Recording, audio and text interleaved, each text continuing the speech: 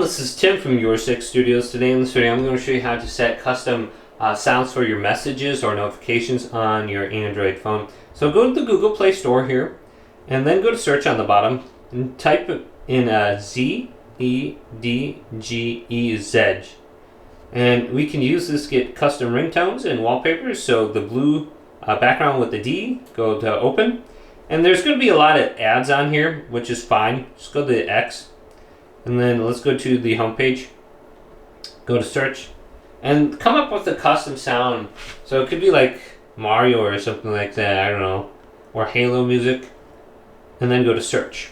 And we can go to ringtones or notification sounds, depending on which one, if you want to set a custom ringtone. But we can go to notification sounds. And these are going to be a little bit shorter. You can see these are like 1 second long. So we can go to the Mario coin. Hit this, you can press play to hear it. But we can go to download right here. And we can set as like, it says notification. So we can set this as a notification. And boom, anytime someone messages me now, I'm going to hear that notification sound. It's going to be the money symbol. So you can just get that pop-up notification. And then that's what you're going to hear now.